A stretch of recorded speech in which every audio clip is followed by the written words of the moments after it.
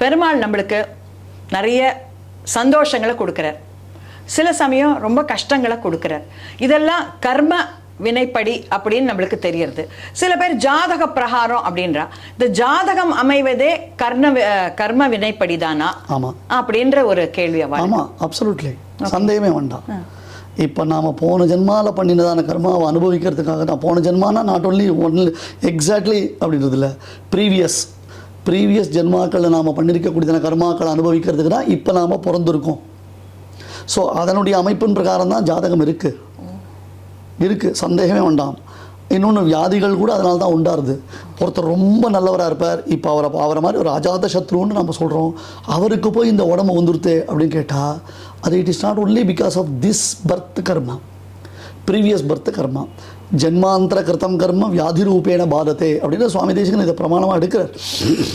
Previous பர்த்தில் நம்ம பண்ணியிருக்கக்கூடியதான கர்மாக்கள் இப்போ நமக்கு எப்படி சுகமாக வருது, துக்கமாக வருது.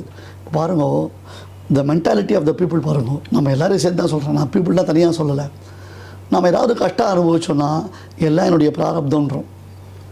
இதே எனக்கு பரம சௌக்கியமாக இருக்கேன், எப்படிமா இருக்க, எல்லாம் என்னுடைய பிராரப்தம் சொல்லுவோமா? சொல்லணும். Because it is also based on the பிராரப்தம். சுகமும் பிராரப்தத்தினுடைய பேஸில் தான் வந்திருக்கு, துக்கமும் பிராரப்தத்தினுடைய பேஸில் தான் வந்திருக்கு. பிராரப்தம்ன்றதுக்கு அதை நல்லா அர்த்தம் புரிஞ்சுக்கணும். பலனை கொடுக்க ஆரம்பித்த கர்மான்னு அர்த்தம்.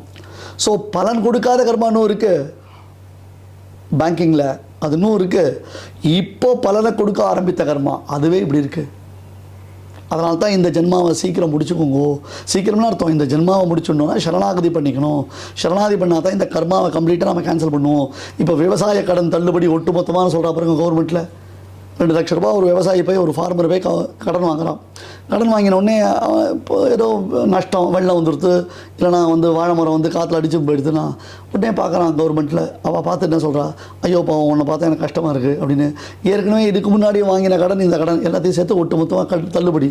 அந்த மாதிரி பிரபத்தி பண்ணிட்டா ஒட்டு மொத்தமாக தள்ளுபடி.